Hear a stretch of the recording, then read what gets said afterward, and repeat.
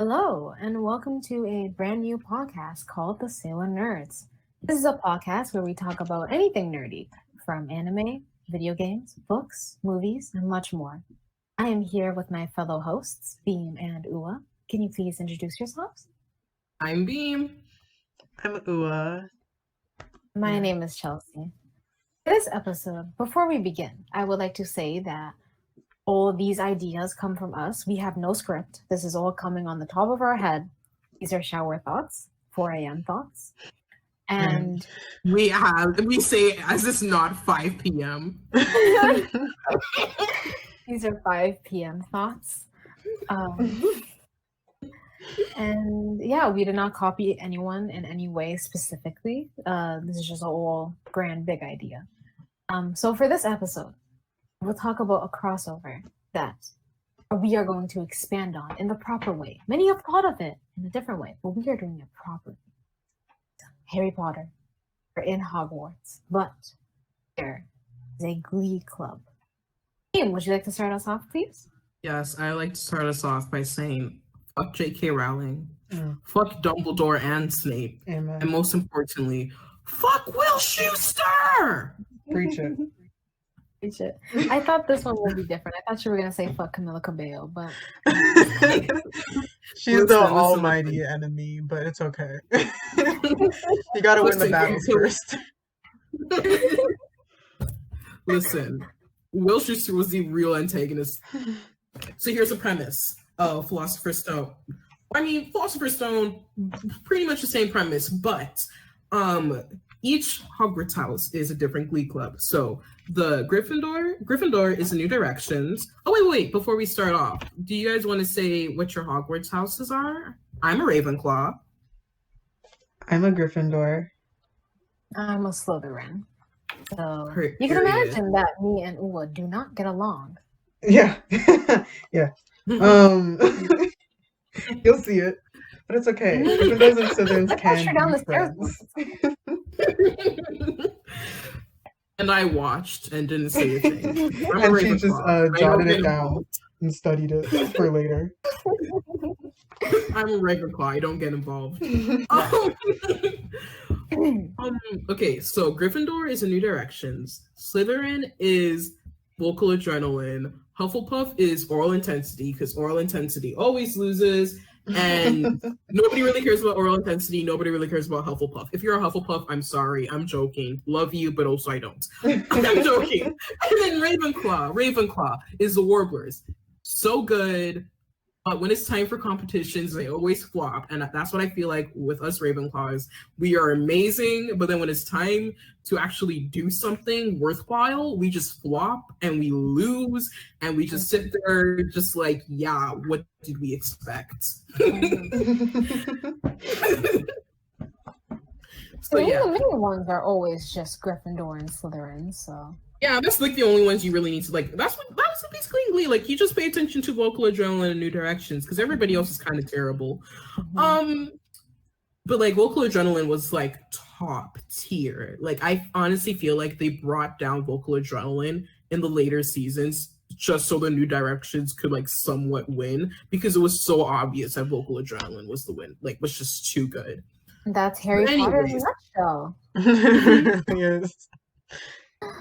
But so Dumbledore is just like, oh my goodness, this Gryffindor Glee Club is literally one of the worst Glee clubs I've ever seen. Not once have you guys won. Mm-hmm. You're losing against Hufflepuff. Do you understand? Hufflepuff and Ravenclaw. These are the like. I don't understand how you always end up in fourth place when you're going up against them. I'm going to shut down your Glee club and going to give all the funds to Slytherin and Snape. Oh. And then McGonagall's like, no. I will take over the Glee club and I will give me 1 year and we'll win the House Cup. I'll turn this Glee club around. And then Snape's just like, you're telling me that I'm not going to get the funding for my Glee club? So Snape is basically Sue Sylvester, same energy. We hate Snape, but we love Sue. And that's basically where the beef low-key begins. Mm. Yeah. We've established motive. Mm-hmm. So McGonagall opens up with auditions for Glee Club, and she's just like, she hears Harry singing while he's playing Quidditch or something. He's singing like, "I can't stop this feeling anymore," and she's like, "Harry, you were the chosen one, and I have chosen you to be a part of the Glee Club." And he's just like, "Okay," because that's Harry. Okay. Harry said that I am the singing boy. He's the one who sings. He's the one with all the solos. He's God. the one who's written You're the right. stars. So yeah, basically everybody in Gryffindor doesn't really want to be in Glee Club except for like the first years because like they don't know any better. So here's auditions time. Harry's already in because McGonagall already heard him sing. But then Ron performs "Billionaire" by Bruno Mars. What does Hermione sing? Does Hermione sing "Don't Rain on My Parade" or like "On My Own"? That makes sense. That's a good one. Because, yeah, especially seeing as how everyone was like bullying her and blah, blah, blah. She's just like, you know what, though? She's like, don't tell me not to fly. I'm sitting putter. Life's candy and the world's a ball of butter. She's just taking it. And then, yeah, she sings that audition. And everyone's just like, you know what? You're right. You do belong. Right. Lavender sings "I Kissed a Girl." The girl is Pavarti. Neville- They don't like to talk about it. I think we could all say when Harry's not in Hogwarts, we're not really that interested. So maybe Harry sings "All by Myself" when he's in like the when he's in like the zoo and like and it's like all by myself. And then like I don't know, the scene just fast forwards and then like Nah, he should sing it all by myself when he enters like the train station, and you know the Dursleys are just like, "I have fun," and he's just like, "Oh, bye." And then he sees Mrs. Weasley, and you know what? Then he's not all by himself, and it's the start of something beautiful. Exactly. Oh, you're gonna say this started something new. I was like, oh, is Harry and Ron gonna start singing High School Musical? I'm telling you, I could connect so many High School Musical songs to this. But don't test me. Okay, you know what? I know you're actually right, so I'm not gonna test you. Alright, so yeah, so they go their audition.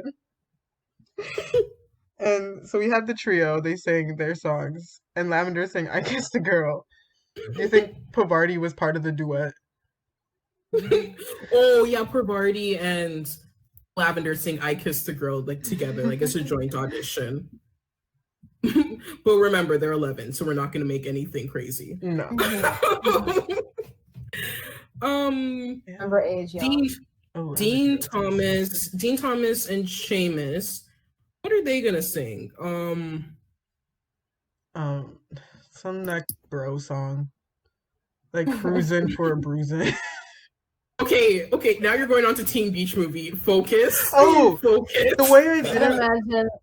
Oh, I forgot that was imagine from Teen Beach Movie. Focus. Focus. I'd imagine they sing like I don't know, it's a man's world or something like that. Why would they sing that? I don't know. No, they sing "Bust a Move." Danger Zone. That's what I was thinking of. Ooh, okay. Period. So yeah, auditions. Basically a common theme in this Glee Club is that Hermione and Harry get all the solos for no reason. I mean, good reason because they're like the best singers, but Also Ron's a for little no bit. Yeah, also for no reason. Oh yeah, then like there's a scene where like they're all like singing like McGonagall's trying to teach them like sheet music and how to like hit notes and like keys and stuff. And she's like, do everybody sing along with me, do re mi fa sol la ti do. And then Ron's just like, do re mi fa sol la ti do. And then Hermione's just like, oh, it's do re mi fa sol la ti do. And then Ron's just like, bloody hell. And she just keeps on doing this. And it's a whole moment. Oh, wait. And so then he makes fun of her, right? And then she starts singing. This is a man's world. And then she's like singing it in the bathroom before the troll comes and gets her. I approve. And then, oh yeah, we have to give Quirrell a whole scene to himself where he's singing Mercy. Like he takes off his turban alone in his room, and like there's a mirror with Voldemort. Like he's looking at Voldemort in the mirror, and he's like, "I'm begging for mercy. Yeah. Why won't you release me?" It's just like a little prelude to when Harry and Quirrell are actually like fighting in that last scene. He takes off the turban and Quirrell's like, God, mercy, please, mercy. You know? And it would be great. And then let's just like get to like the finale where it's basically just like, oh yeah, Chamber of Secrets. Oh wait, I'm in the wrong book. I was like, huh? The finale. Yes, the Chamber of Secrets has been opened. Grand finale. Fucking book. Just a little tidbit for you readers out there. Dumbledore's just like, oh, before you guys leave for this summer, the Chamber of Secrets is about to be open. Just remember. All Muggleborns, beware. And then that's oh god. Dumbledore is just like the Chamber of Secrets will be open 9 to 5. I'm screaming. That's I literally feel like an old person who like mixes up their memories. Anyways, my bad. That was so unprofessional of me. Anyways, the finale, they get into the underground, the Hogwarts basement, I guess, and it's time to play chess. And as they're playing chess, another one bites the dust, starts playing. Like as they're starting to get to their pieces, they're like bum bum bum ba-dum bum ba bum. And like we just see the montage of Ron commanding the pieces, and it's like, and another one's gone, and another one's gone, another one bites the dust. When they're like winning. Like Yeah. one portion of them winning, and then they kind of just lose. And then like when Ron like sacrifices himself, it's just like they're gonna get you, bah, and then he like falls, and like the music cuts, and everyone's just like, Ron, and he's like, no, it's okay, Hermione, you do this, you know, Harry, you're gonna do that, and the music builds back up again as they're just like, we have to do this, and then they finish the scene, and it's beautiful. Thank you. Ron gently passes away. Ron dies. We never see him He again. turned into the dust himself. He bit the dust. We left his body in the basement. Ron's body was never retrieved after that point. Harry becomes the seventh child of the Weasleys. Oh, when Harry sees like the mirror of what's it called again? Erised. He sees his parents, and then he just sings Kurt from Glee, his rendition of "I Want to Hold Your Hand." So he just looks at his parents and he's like, "I want to hold your hand," and it's so sad. We're all crying, and then. Like somebody, I don't even know who comes in. Somebody's just like, "What are you doing out here?" But that's previously. That's but previously right now, that's previously on Harry Potter or. Don't do those high tones. Don't do the high tones. And that's what you missed on Glee.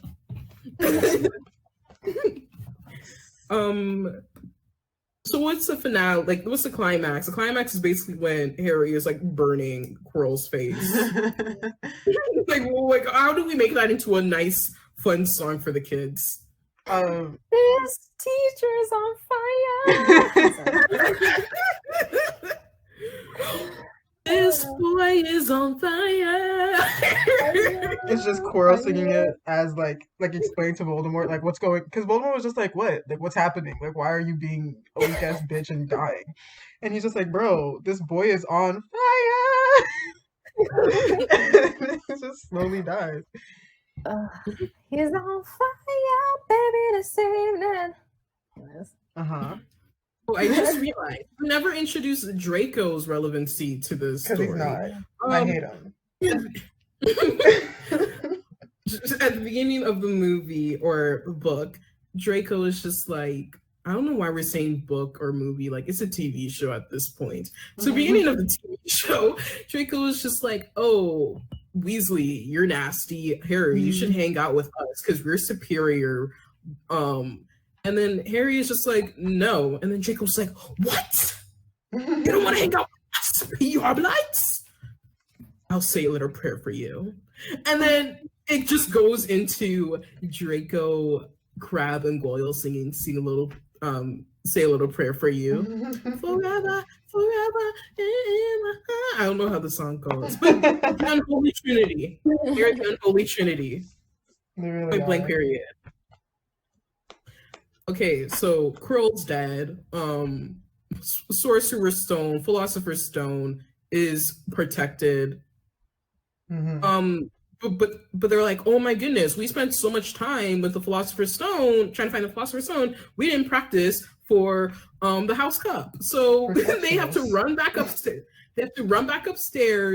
Neville's recovering from being petrified, and they sing "Don't Stop Believing" for their performance. We missed Hufflepuff and Ravenclaw's performance because we really don't care, because we know they're gonna lose.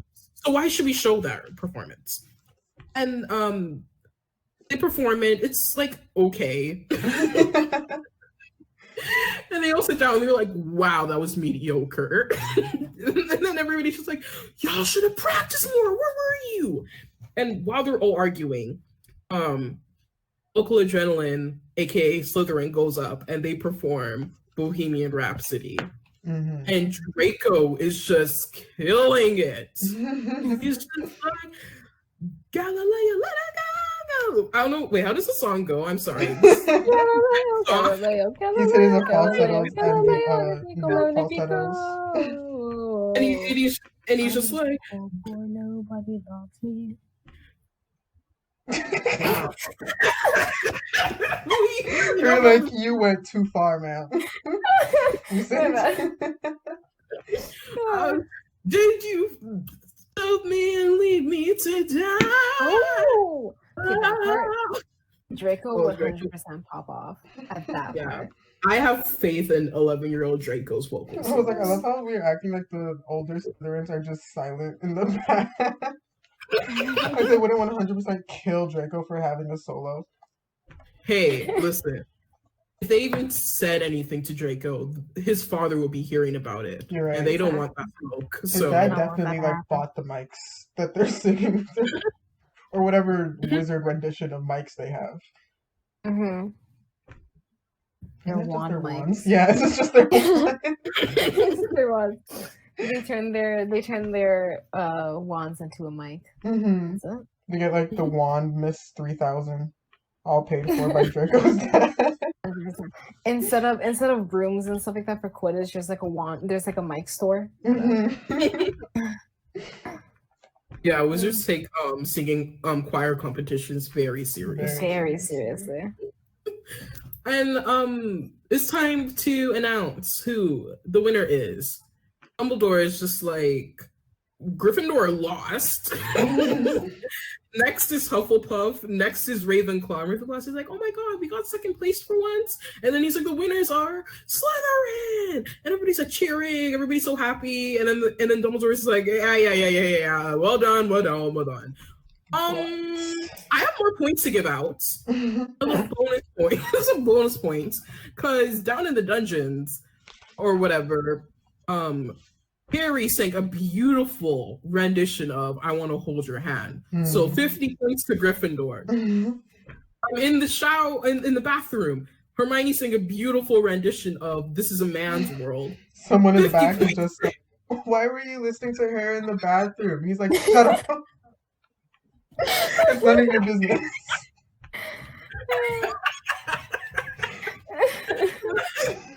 And then it's like, and then Ron sang a beautiful rendition of Another One Bites the Dust. Another 50 points for 100%. Even if people didn't like hear Ron sing "Bite the Dust," they just kind of be like, you know what, you're right. You're right. Like, do you understand how bad you have to be to mess up that song? And then Neville. Neville had a kick-ass solo guitar. Yeah. He had a kick-ass solo guitar. And that was really it. That was his 10 points. And boom, just like that, Gryffindor / the New Directions Or win no. sectionals. No. Neville gets extra points for being the only one to actually show up to Glee practice.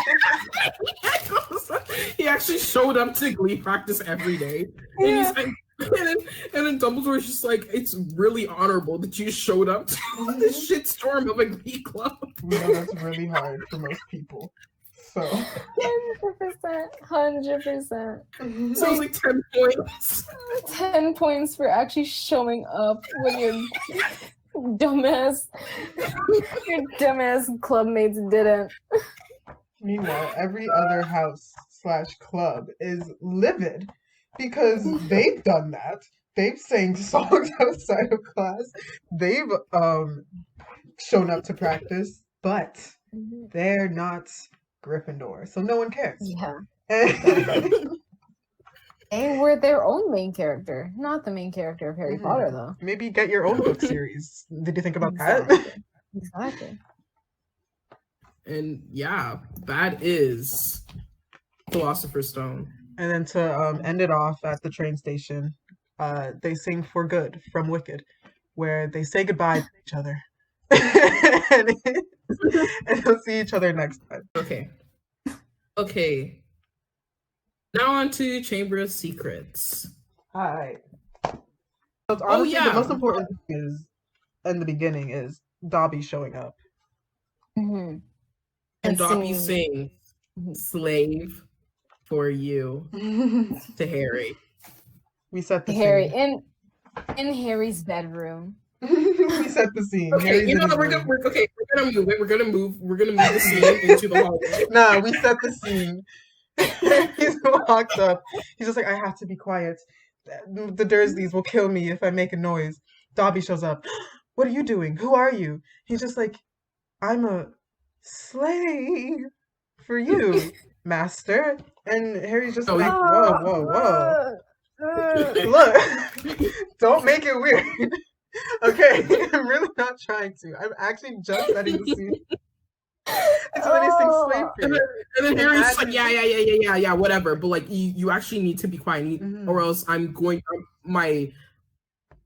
get abused, and I'm not gonna be allowed to Hogwarts this year. And then Dobby's just like, is that so? And then the music starts playing, and then a snake randomly appears over Dobby's shoulders, and he's like, all you people look at Dobby like Dobby's a little girl. And he's like singing this all out.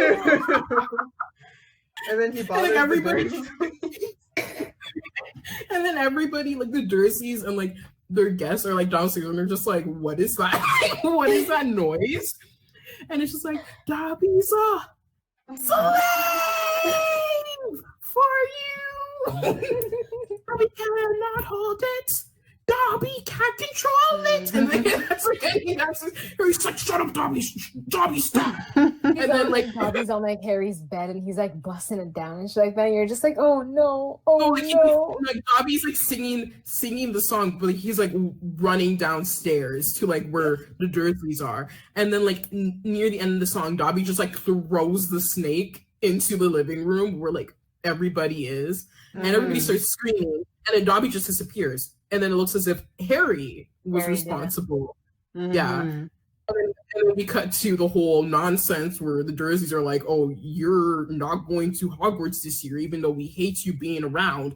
I don't really know why we're keeping you around. Like, we're so adamant on you not going to Hogwarts, even though we made it clear we don't like you. We don't want you to be here. And Hogwarts is the only way we can be rid of you. It doesn't make sense. But yes. Boom. That is a scene, if you ask me. And then, like, while Harry's in his room and stuff like that, he sees Ron outside the window and he has his car and stuff like that. And so he's like, oh, shit, we gotta go, boys. Bloody hell, Ron, we gotta go. And so as they're, like, running away, or not running, driving away from the Dursleys' house, Harry's just singing Shut Up and Drive. Honestly, yeah, because, like, Vernon is, like, grabbing his ankle, like, no, don't go. And Harry's just like, shut up and drive. Wait. That's beautiful.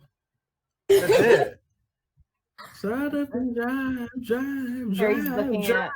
Harry's looking at Dursley, and he's just like, shut up, and turns to Ron. He's like, and drive. Fred George.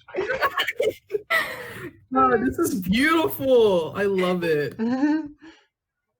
And finally, they get to Hogwarts. They're there at Hogwarts, but they end up in the tree. No, they end up in the tree. Well, not no. We literally skipped over a whole part. They need to go to the Weasley's house. Well, yeah, no, and then. Oh, okay. Yeah. Do you think they drove straight from Harry's house to Hogwarts? I really can't remember. Oh, no, because there's the whole thing where it's like they got locked out of platform 9 3/4. Oh yeah. And then Harry and Ron take the car. Maybe a reprisal of Shut Up and Drive, if anybody really wants one. And then they end up in the Whomping Willow. And Hufflepuff, or any other Glee club really, they're just singing Bust Your Windows. But as they're singing Bust Your Windows, we see Ron and Harry in the background, like, having their windows busted by the Whomping Willow. And, like, their screaming is just, like, the vocalization. I'll bust the windows out your car. 100%. And it's like, that's true. And even like in that scene, it's not like whoever's singing in the background. I personally think it's Hufflepuff singing in the background, but they're not even like prominent in the scene. They're just kind of in the back watching this all happen. No, they're just like let's say they're practicing and they're practicing in front of the window, and in the background you can see like the Whomping Willow in the car, and like will we flash towards like the window? We flash to them singing, and then we like go back to Harry and Ron in the car, like literally screaming because they are about to die.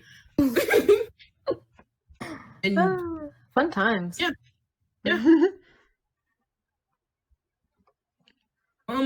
So the next scene I'm seeing is that basically we see Gilderoy Lockhart, like he comes in. What's the song he's going to be performing in front of Hogwarts, ladies?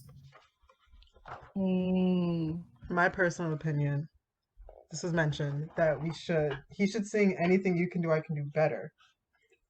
Or anything else, just very pretentious. Like he's just constantly up Born there. This Way. Born This Way by Lady Bootylicious. Bootylicious. Which please don't do in front of a bunch of children, but yes. He's like, Gryffindor, can you handle this? Ravenclaw, can you handle this? Slytherin, can you handle this? Hufflepuff can't handle this. No! Yikes. And that's his defense against the dark arts. Him singing Bootylicious. It's just any pretentious song. I agree with Ula. Anything you can do, I can do better. This is a song he probably sang. Especially as a defense against the dark arts teacher. He's teaching the kids, but he's kind of like, But so this is why you guys are the students and I'm the teacher. but also like it's important to note that he's like almost always slightly off key. Yeah. People notice that, but everyone's just like, it's okay. Maybe he's just rusty, you know. It's been a long day. He's very busy, and Harry's just like, bro, he's trash. And Hermione's like, no, he's not. He's great. And all the girls are like, he's so great. He's so good at singing. And all the guys are just like, he's literally saying the lyrics wrong. Anything I can do, you Anything you can do, I can do. Bad, no. Anything I can do, you can do better. No. Anything you can do better. Oh my god. I feel like this should be the season where we have every season has like a mashup competition. But is McGonagall is just like, okay, last year we are lucky that for some reason you guys breaking all the rules happened to make us win. But this year that won't slide. So in order to spice things up, we are going to have a boys versus girls mashup competition. And then all the girls are just like, LMAO, like, we're going up against the boys. This is going to be so chill. And Hermione's like, no, we have to do great on this. Meanwhile, the boys are just like absolutely killing it. Like they perform It's My Life and Confessions, the Bon Jovi Usher mashup. And it's great. And then the girls perform Halo and I'm Walking on Sunshine, the mashup. There's no relevancy to this plot line, to be honest. I just want to see Ron and Harry sing that mashup in Glee, like It's My Life and Confessions. If you haven't listened to it before, listen to it now. It's so good. That's it. Like, that's all I have to say. That's it. That's all I want. Is that related to a scene in Harry Potter? No. Should it be? Yes. Oh, wait. Just sorry to backtrack, but when Harry and Ron are in the car and trying to get to Hogwarts, they're just singing Highway to Hell. Thank you. Because they apparently just hate Hogwarts. They're just like, fuck, we're so screwed once we get there. We're no. Let's save Highway to Hell for another one. Because let's give Highway to Hell as one of the performance songs that Vocal Adrenaline, aka Slytherin, performs. Because I feel like they've already sang a lot of songs of them just in the car. We don't want to get too repetitive. That's true. Shut Up and Drive, as yes, the one song they sing in the car. What do the other groups sing while everyone else is doing this thing? Like, do you think the Slytherins are also having their own little competitions and they're having their own? No, we don't. We're not paying attention to Slytherins. We're only really paying attention to Gryffindor because, yeah. Oh my god, we need. Oh my god. Okay, remember when? Okay, they're outside. Everybody, Quidditch Cup or whatever. Draco got everybody on the Slytherin Quidditch team. The Nimbus 2001. There was like a beef outside. Draco calls Hermione a mudblood, and then as he calls Hermione a mudblood, the Slytherin Quidditch team slushies Harry, Hermione, and Ron. And then Ron's like, "You're gonna regret that," and then he accidentally counter curses himself. And you know what? Like, after that, they go to Hagrid's hut, right? And Harry's just like, "Oh, what does mudblood even mean?" And they basically explain that it's like the N-word for Muggleborns. And then Hagrid starts singing "Blackbird" by the Beatles, which is a song about racism, saying like, oh, like it's okay, I know you've been through this, but it'll be okay, little bird. And so then Hagrid sings Blackbird to Hermione, and then Hermione starts crying. That's it. Thank you. Oh my god, so this is what happens next. McGonagall sees everybody slushied, because it turns out everybody on the Gryffindor team got slushied by Slytherin. And then she's just like, wow, we are in a funk.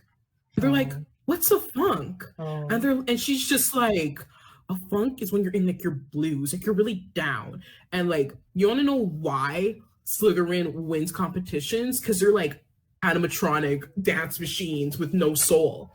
In order for us to be Slytherin this year, we need to bring up the funk. And they're like, okay. She's like, and then she's saying like, okay, time to do some funk songs. So So we have I the don't know. funk moments. Like what they sing like Saturday Night Fever. No, that's isn't that not disco? I don't know the difference. Oh, I'm right now looking at the funk episode in Glee. The things that they sang was "Good Vibrations" and "Give Up the Funk." Mm. Good Vibrations is a good one. Mm-hmm. So you're like, "Good Vibrations."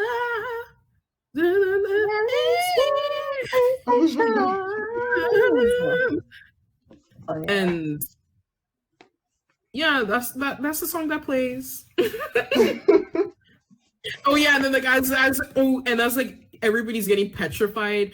McGonagall's just like, we have to keep up the funk, y'all. This funk, we're all in a funk at Hogwarts. Like Hogwarts might get shut down. The only thing keeping us alive is the funk. So they keep on singing "Good Vibration."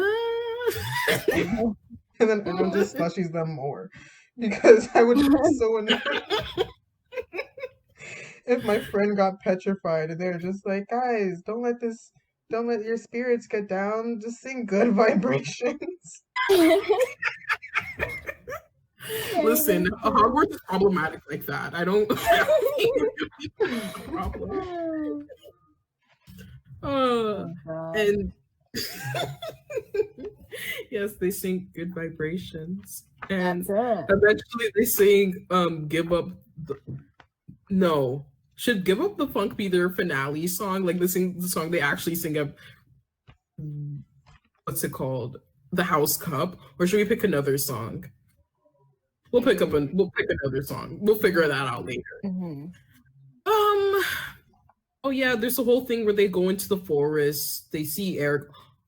How did I literally forget that Chamber of Secrets is about Tom Riddle and the diary? Mm-hmm. Not I literally glossed over that. Because somehow that's the least important thing about Chambers. The way Chamber of Secrets is just one big blur to me. Like the only thing I really remember is nothing.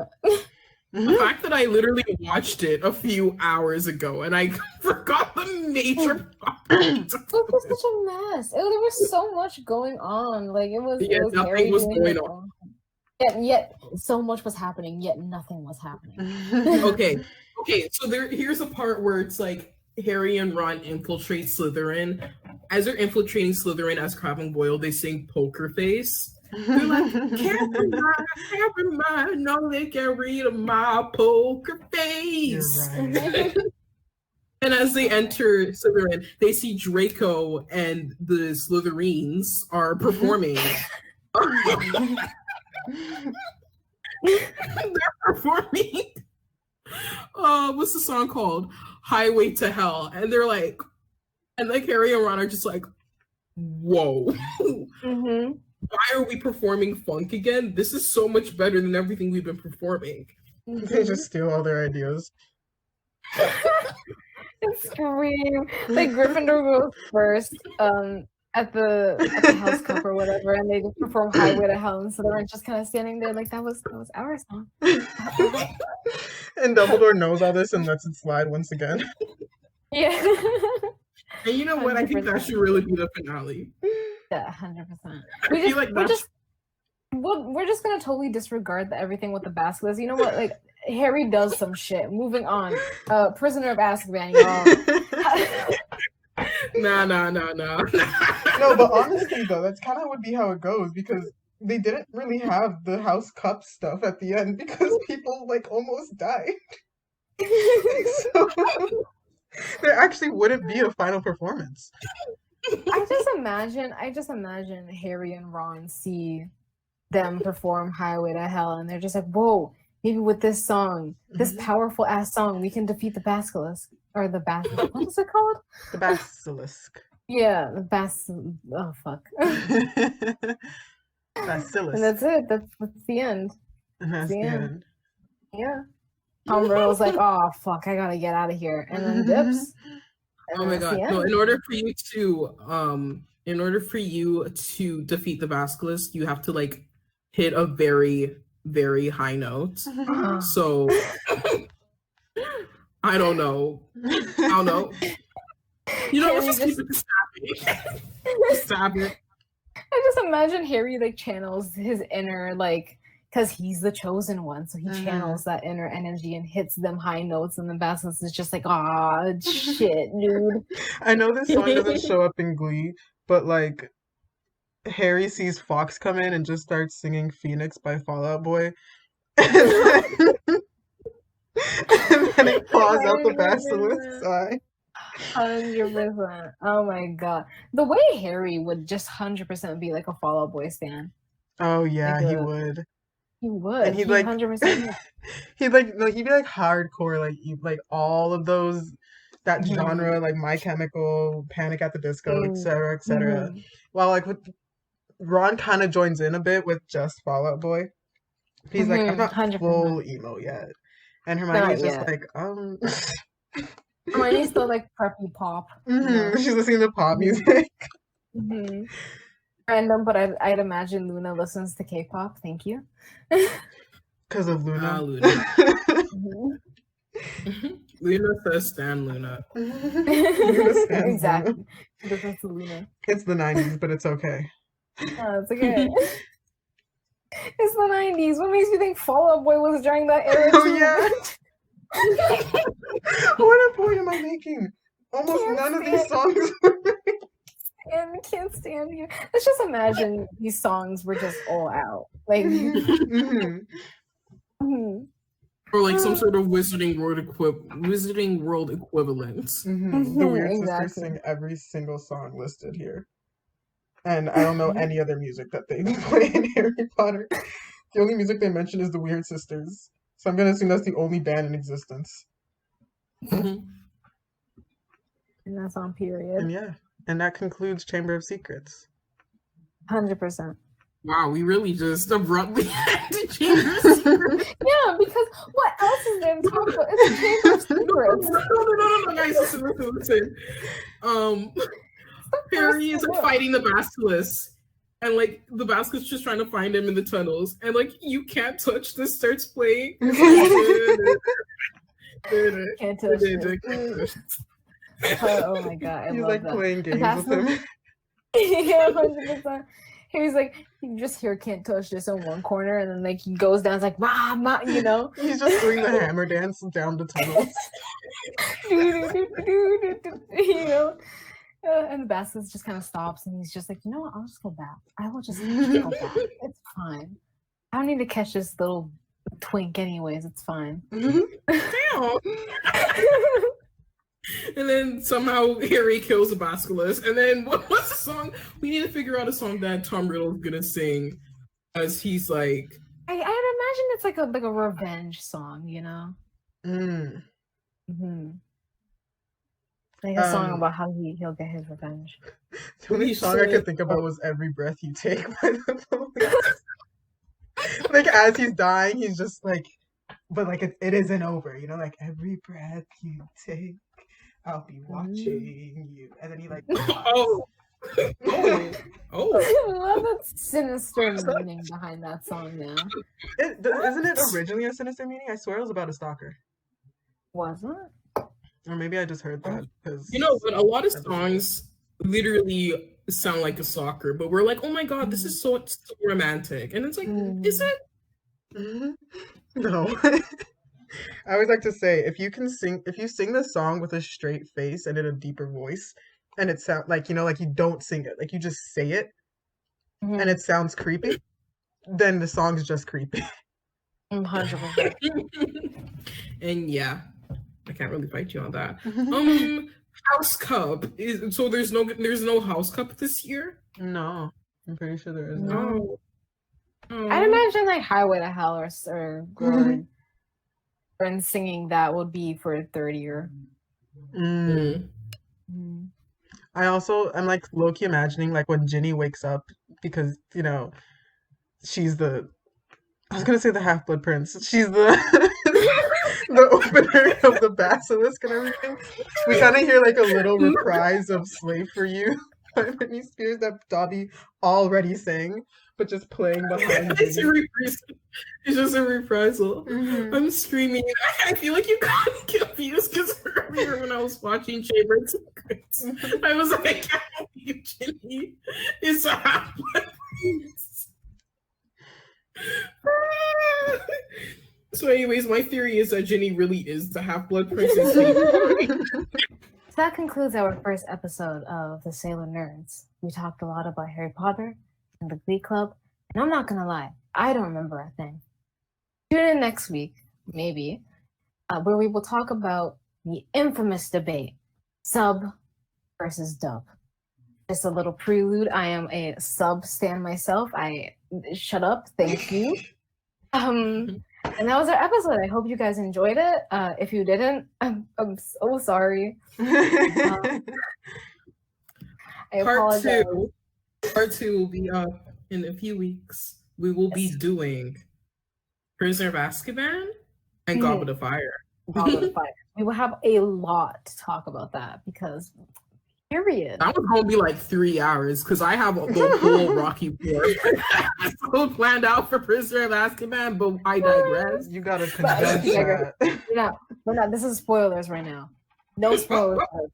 No right. spoilers alert.